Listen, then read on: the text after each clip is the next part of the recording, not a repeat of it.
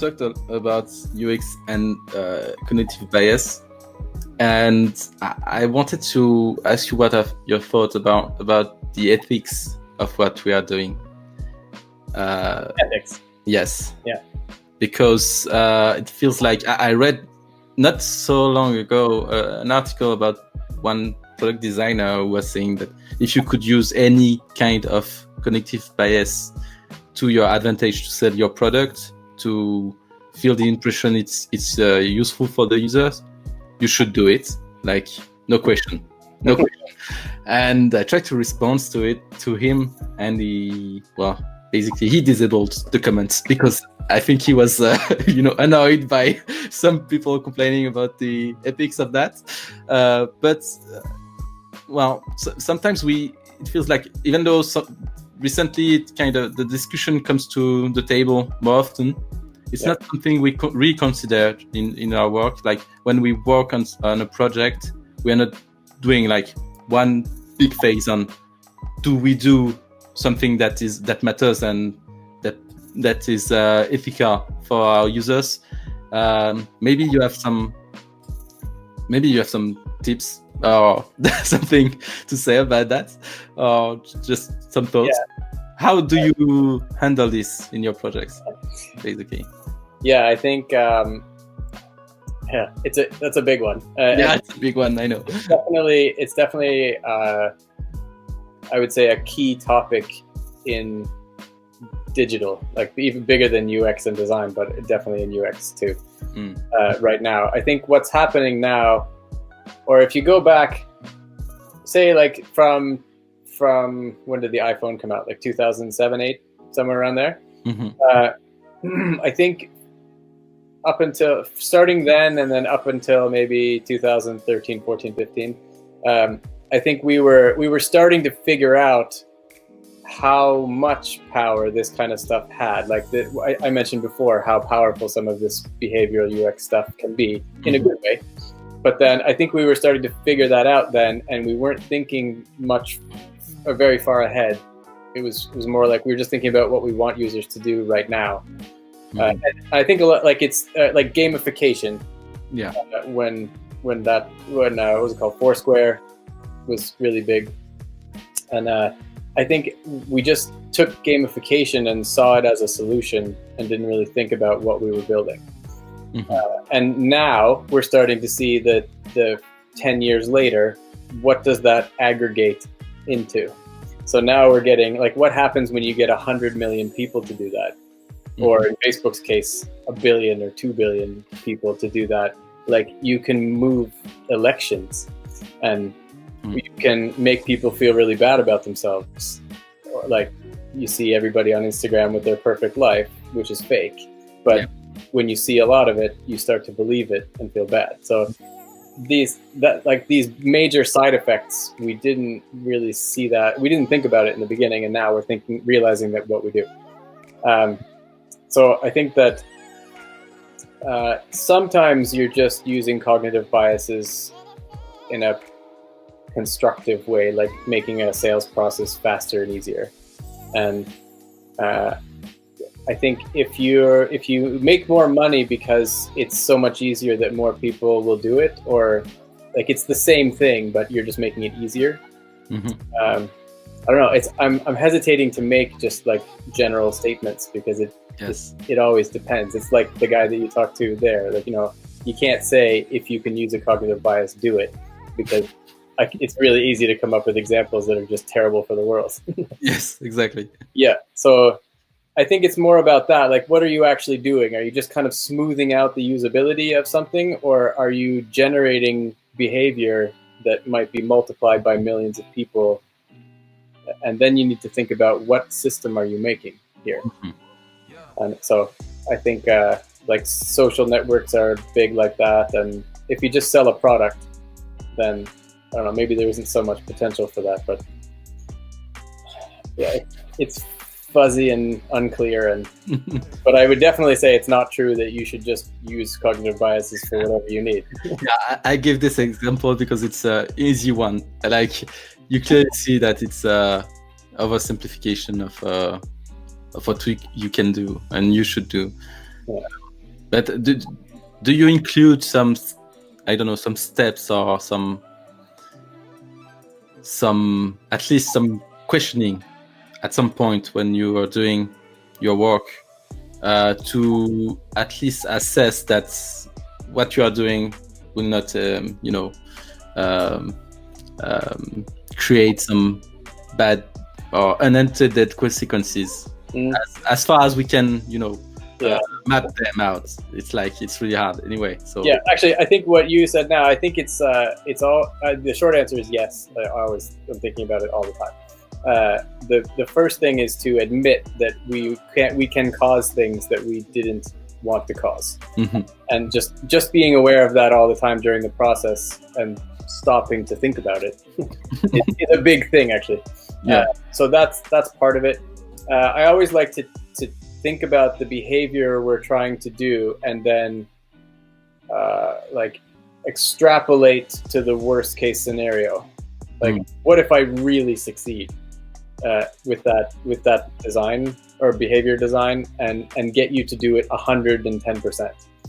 And so years ago, I worked on an app, or I consulted a bit on an app that was where it was basically they were trying to offer deals. Okay. Like discounts. Yeah. And so there were other things about it, but that was one of the core things. And when in the first week, we had a meeting about what the product was going to be. It was a startup that was going to pivot. And I said, have we thought about the fact that if we are very successful in getting people to buy things because of deals, that we might be making people spend way more money than they should spend?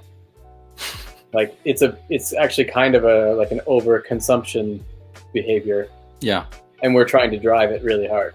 Yes. And I said, is that really what we want to be? Like, that, are we trying to create thousands or millions of people that shop too much? And but that was like, that meeting, it was silent for about 15 seconds, just as everybody kind of realized that is what we're doing here. And ultimately we decided to turn it in a different direction. And yeah, that's a longer story, but like, just asking the question and thinking about what you're doing, it can be hard in the moment, but I think it's really important. And the way we shifted that strategy later was a better business too. It was more effective at making money, and because it was more meaningful. Like, they weren't trying to solve a problem with the original idea. It was just deals. Yeah. When they tried to find a problem that could be solved with the mechanisms they were building, then it was better. Yeah. There's another question now. It's how do you embed others into this kind of reflections? Like, it always seems in all conversations on the web about design and in general, like, even if you go into the meetup about design, you have high chance that people here are designers themselves, and you always have this discussion where it feels like it's all only us. It's like we are alone, we are doing design and influencing people behaviors. But well, I have written some articles about this, and I really think we are thinking bad about this point. Like, we are forgetting the fact that we are working with others, and we are, as you said at some point, we are not always taking the real decisions. Like, we can influence them, but we are not at the right place to say, no, this is not the direction we want to take, or you couldn't always do that. Maybe if you are hired as a consultant for strategy, you could do it. But if it's not the case, if you are in the company and you are the designer, the only one, and you are doing whatever you can to provide good UX as much as you can, it feels like everything relies upon the others, not on you. You are just you are a piece in the machinery. So the question is a bit like, how do you involve the others in those reflections? And most of the time, well, I know that the answer is not too easy, but it really depends. I feel like embedding first the developers, so the one responsible for delivering the product or the service, it's the first good step. But the one who are taking decisions are the business people. So yeah, stakeholders. Yes, stakeholders. Yeah, I get since I'm kind of talking to beginners often, I get questions about stakeholders quite a lot. Beginners are usually exactly who you're describing, that kind of at the bottom of the ladder. Yeah. And they still, beginners still have to pitch their designs internally before they get resources and all that.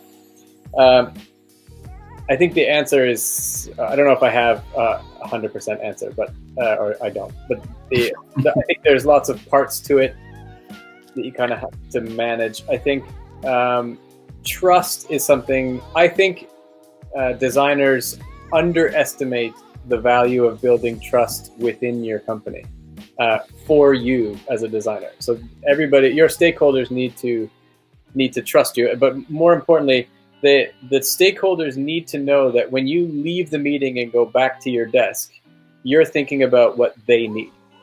So the business guys get measured somehow, and the finance people get measured somehow, and everybody in the company is responsible for some kind of result. Yeah. And if you just forget about that and try to be like religious about design, like design because design, then you don't get very far with those stakeholders because they don't see how it helps them get to their goals. So I usually think really hard and quite a lot during all phases about the money part, but also about like customer service. Like, am I designing something that reduces the number of customer service calls, or am I increasing customer service calls? If I'm just shifting the problem onto somebody else, and then I need that person to say yes to my design, we're going to have a problem in the meeting. So I think it's like, that's a big thing. And I think that there isn't enough conversation about building up the trust so that all the stakeholders know I tried really hard to make it good for them. So that's part. I think part of it is also walking people through your decisions. Like, as the UX person, you should have a reason for all the stuff you're designing. But that reason is usually really unclear to everybody else in the room who aren't designers. So I think that when designs are pitched, this might go back to the visual thing too, where you shouldn't put the wireframe on the screen and go, ta-da. Like, you should sort of start with the problems you found and how significant those problems are and where they come from. And I think if we design it like this, we could probably, solve most of that. And then that's going to make more money, or it's going to reduce customer service problems or technical support, or we can make it easier for users to stay with us longer, or whatever, because yeah. Like, the meeting should be more like a history class about your choices. Yes, and so it makes me think about the the fact that we should hypothesize or create hypothesis of what we want to do. But it's hard to sell a hypothesis. Like, it's hard to sell something we are not sure about it. Yeah. And we feel like we are lying, or maybe not worthy of any trust if we cannot show something with it. I think this is maybe what drives this behavior of showing something to make the point. That's well, at least if my argument is not properly understood, there's the visual stuff that makes the job, like something like that. And yes, the shortcut to this reasoning is we do have to present visual stuff so that it sells the stuff for us. We don't have to argue, and that's it. But it makes me think about the fact that it's hard to create hypothesis and to sell the hypothesis. Like, we don't know yet if what we are doing will drive the change in behavior we want to see, so that, you know, show the causality of stuff, so that at the end we will have the result we expect to have. And say we want money because we want to test if it works. Yeah, it is, you know, really not often presented in this way. It's like no, and we show the end result and we say, "Ta-da! This is it," and this will lead to the results, and no need of causality, because the result is what, you know, is what it is. It's like, and I think this is a place, I think, in where UX designers as a group should probably be a little more honest with ourselves. I have seen lots of examples of UX designers presenting solutions, and they don't actually have reasons for it. They just designed something, or they just drew something, I should say. And I think that happens a lot, and that's what kills the trust from the stakeholders. So if that over time means that 2 years from now, when you bring in stakeholders for a decision meeting with UX, they're already thinking this is a bunch of fluffy bullshit. Like your old stuff didn't work, and like you couldn't you like, you know, fluffed it up in the meeting so that I agreed, and then we didn't get anything out of it, and now we're going to do it again. So that over time just pushes design down, down, down, and the trust thing is a little harder, but over time you come up, up, up. And then, you know, 2 years later, you have a meeting with stakeholders and they assume you're doing a good job. Yeah. Then everything's much easier. So I think UX designers as a group are actually not very good at the hypothesis thing.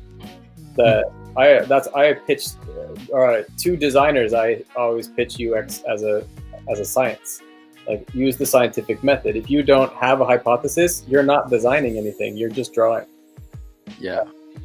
And then a hypothesis, part of a good hypothesis is a prediction. Like, if that's true and we do this, we should get this to happen. Yes. That should be out loud. And you should say that in the meeting before you test it. And you should say, like, we should measure this and this, because if I'm right, those are going to change. And then when it happens, everybody's, and you know, then you get to do more stuff. Yeah.